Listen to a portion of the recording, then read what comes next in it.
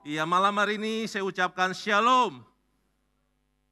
Oleh anugerah Tuhan, hari ini semua kita sehat, diberkati oleh Tuhan. Katakan amin.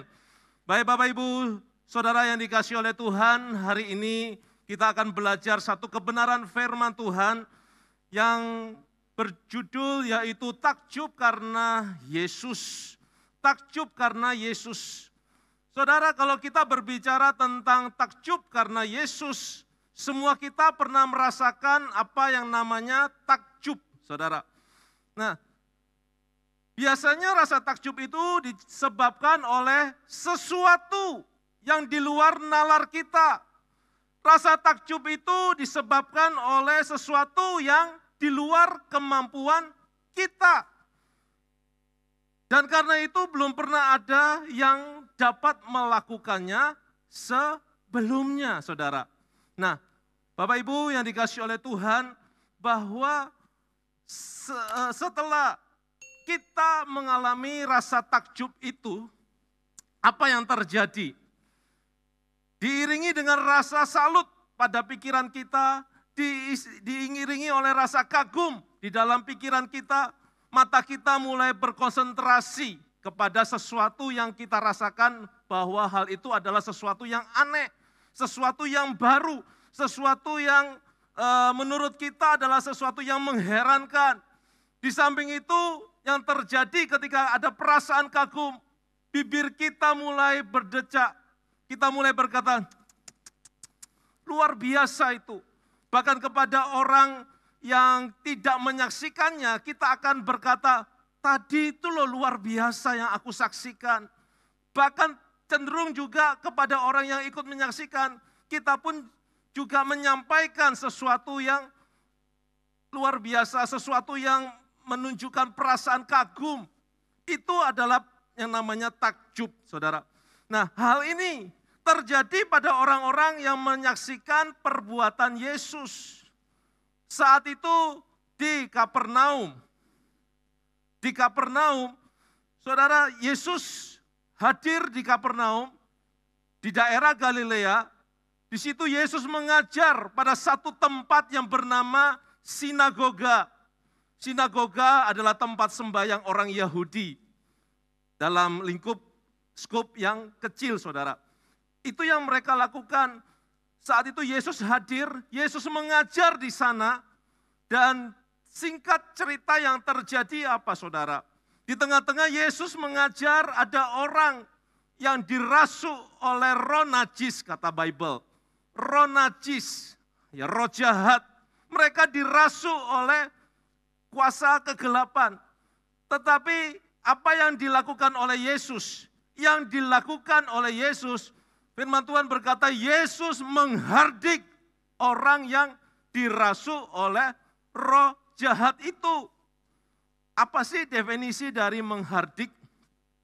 Saya menemukan di dalam Kamus Besar Bahasa Indonesia, menghardik itu adalah dikatakan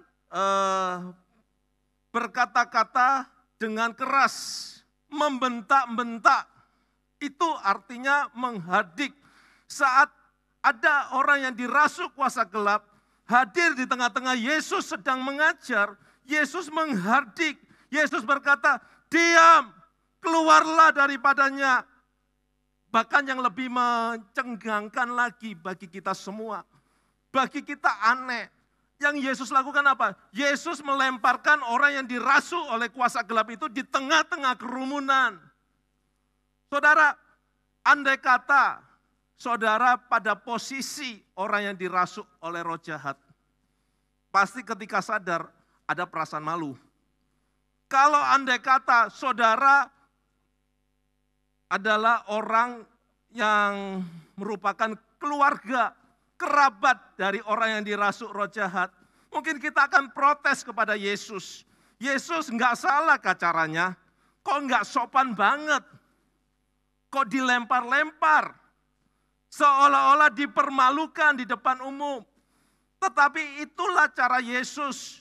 Yesus menghardik orang yang dirasuk kuasa gelap, bahkan melemparkan ke tengah-tengah kerumunan. Bible mencatat setelah itu orang yang dirasuk oleh roh jahat alami pemulihan.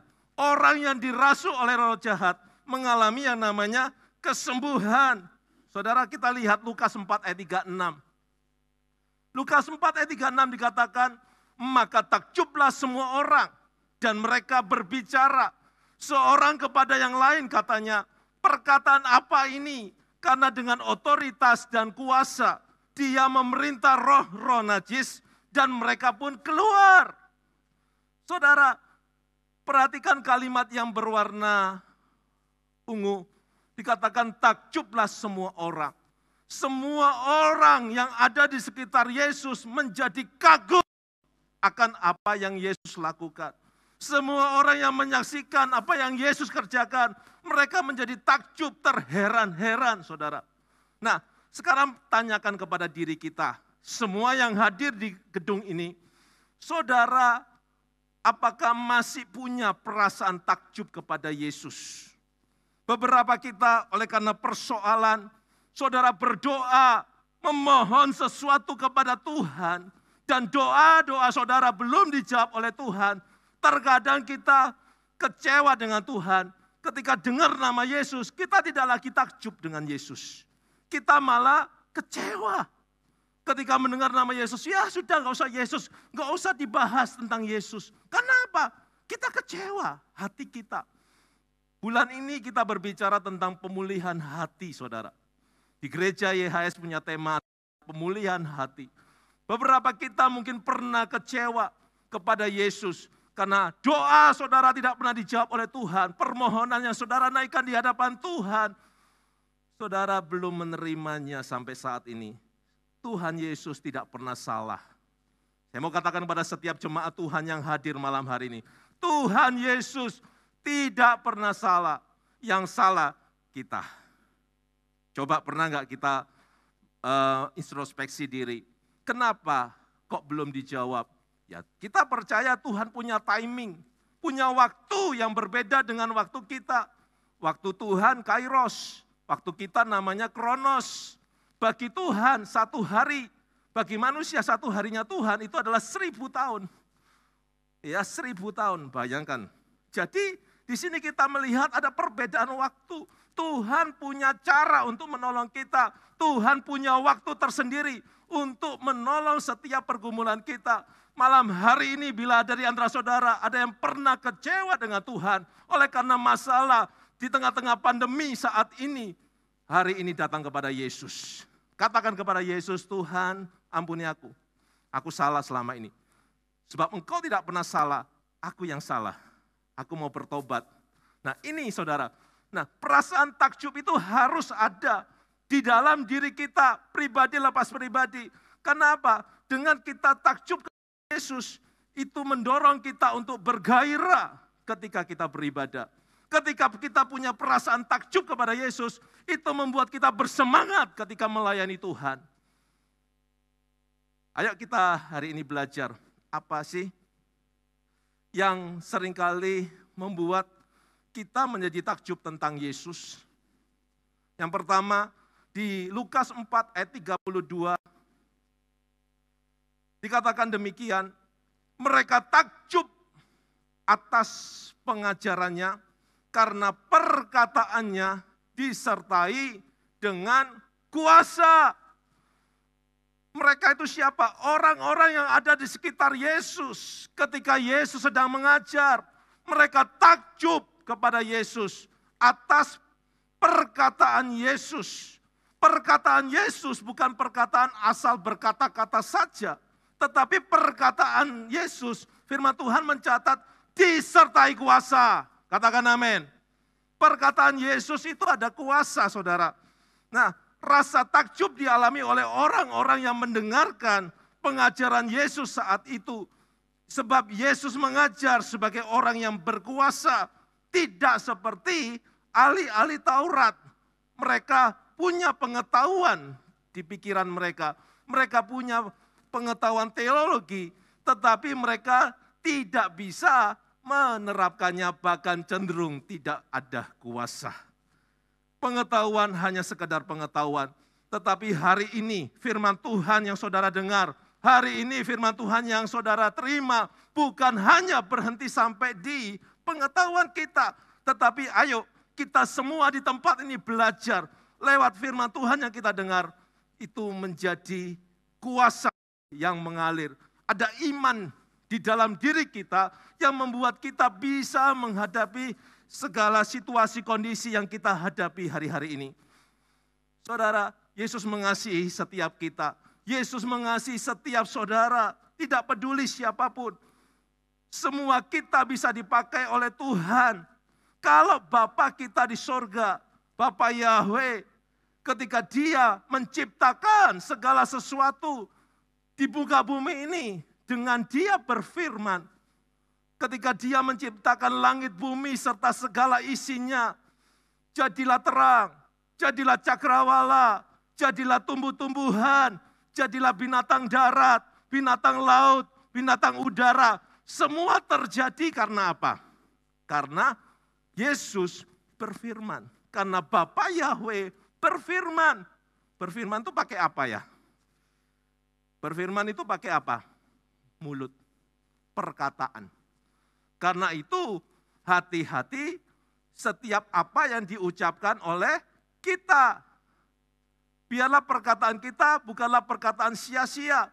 Setiap perkataan yang diucapkan oleh Yesus bukanlah perkataan sia-sia, melainkan perkataan yang mulia, perkataan yang adil, perkataan yang murni, perkataan yang menyenangkan, perkataan yang baik untuk didengar, perkataan kebajikan, perkataan yang patut dipuji.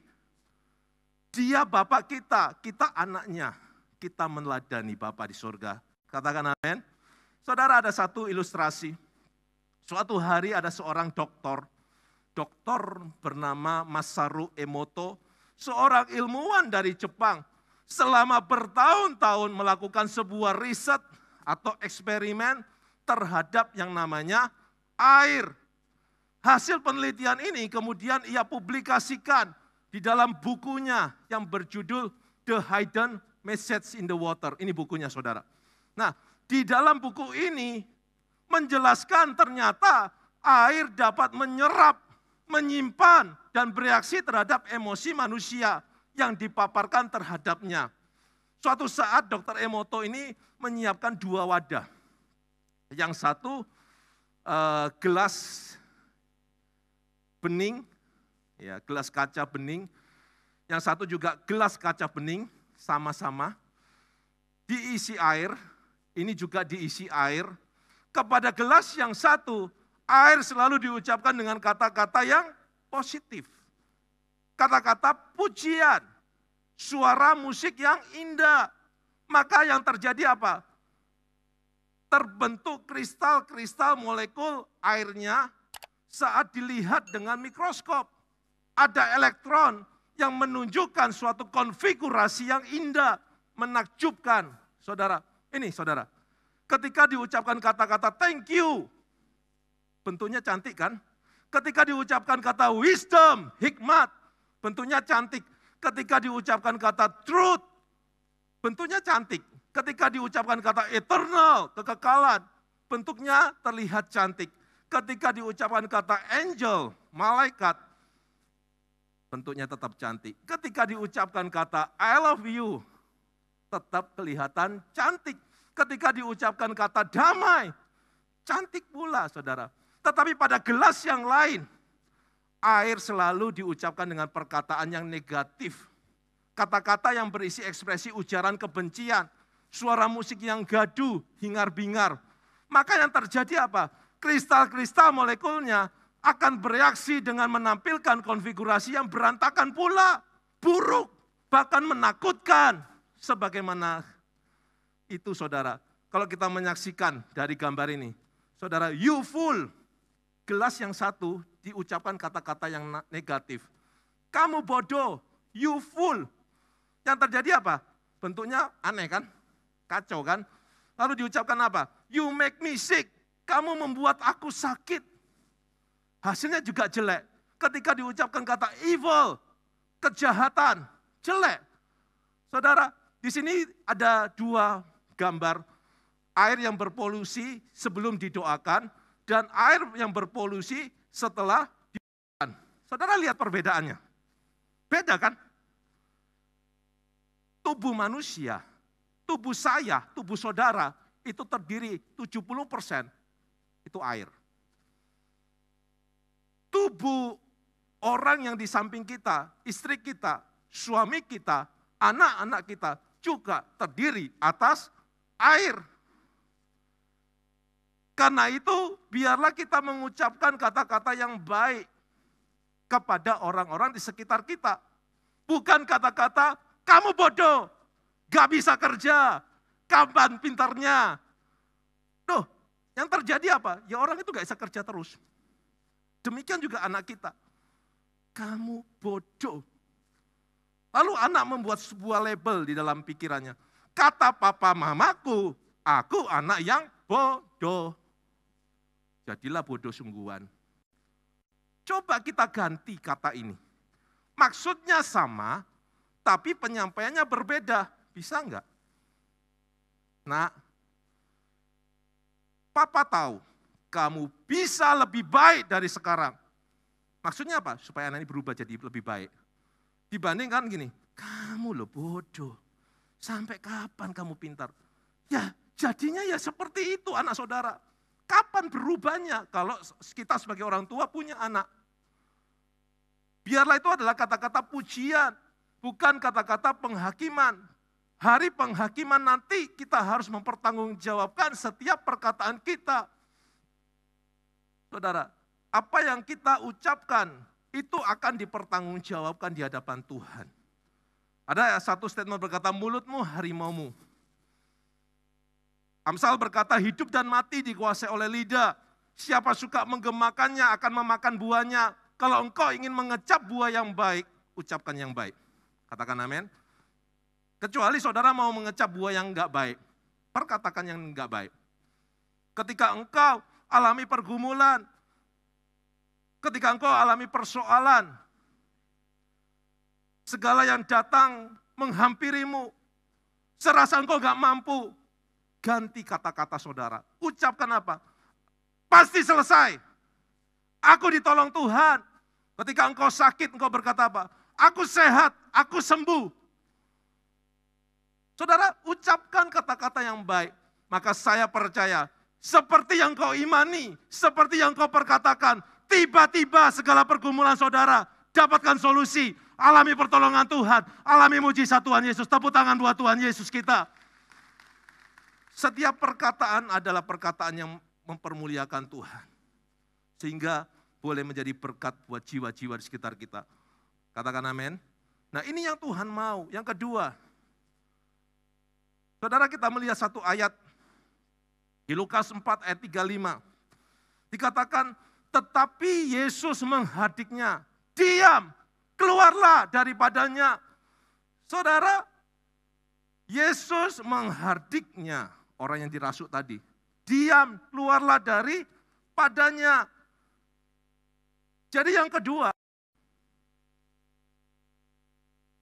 yang membuat kita takjub kepada Yesus adalah kita melihat bahwa Yesus itu punya otoritas memerintah.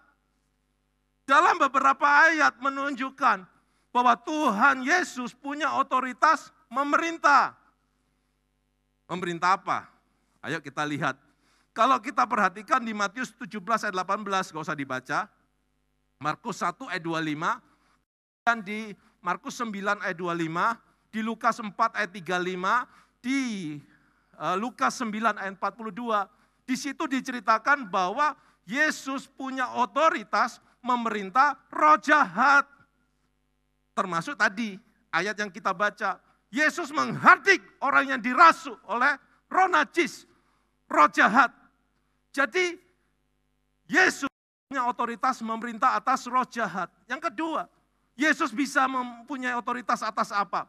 Matius 8 ayat 26, Markus 4 ayat 39, Lukas 8 ayat 24, diceritakan bahwa Yesus saat itu berada di sebuah perahu bersama para murid-muridnya. Yesus tertidur di buritan dan saat itu mereka diombang-ambingkan oleh badai. Lalu para murid membangunkan Yesus. Yesus bangun, Yesus kita mau mati. Lalu Yesus bangun. Iya, apa yang Yesus lakukan? Yesus berteriak kepada badai itu, kepada angin sakal itu, diam, tenanglah. Jadi yang kedua, Yesus menghardik atas apa? Alam, angin, badai.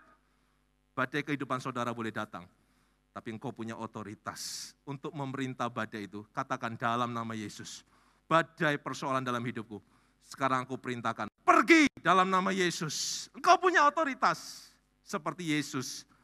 Kemudian apa yang ketiga, selain Yesus punya otoritas atas roh jahat, Yesus punya otoritas atas alam. Yang ketiga, Yesus punya otoritas memerintah atas sakit. Engkau sedang sakit, ucapkan kata-kata bahwa engkau sembuh. Engkau sehat, saudara. Suatu saat diceritakan bahwa Yesus menghardik atas seseorang yang sakit demam.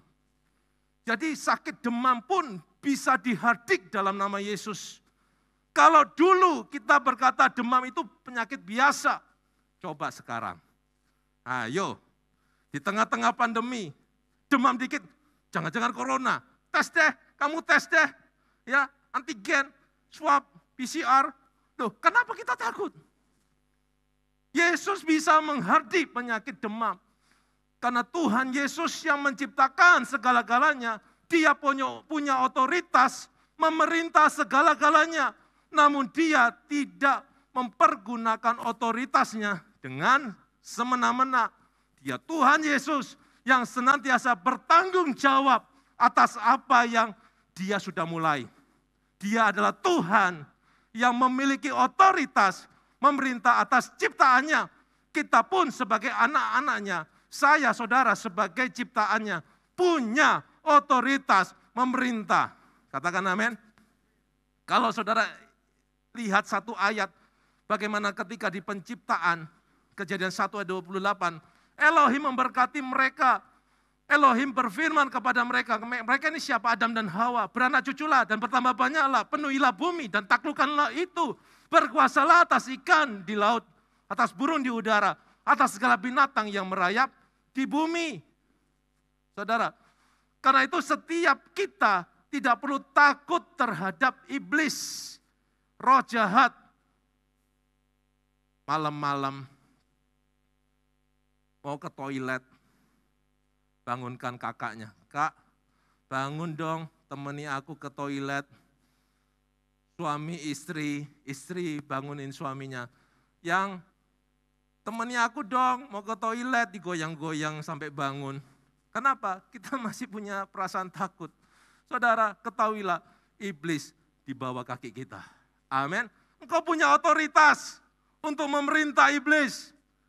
Karena Yesus di dalam kita lebih besar kuasanya dari roh-roh apapun di dunia ini. Engkau punya otoritas untuk alam. Engkau punya otoritas untuk sakit penyakitmu. Bahkan kita di dalam Kristus, kita diberikan otoritas untuk berkata kepada maut. 1 Korintus 15 ayat 55 berkata gini, maut, di manakah sengatmu? Alam maut, di manakah kemenanganmu? Maut pun loh kalah sama kita yang in Christ. Sama kita yang di dalam Kristus. Maut tidak dapat menyentuh kita yang hidup di dalam penyertaan Tuhan Yesus. Apalagi yang perlu kita takutkan. Sudah tidak ada lagi, saudara.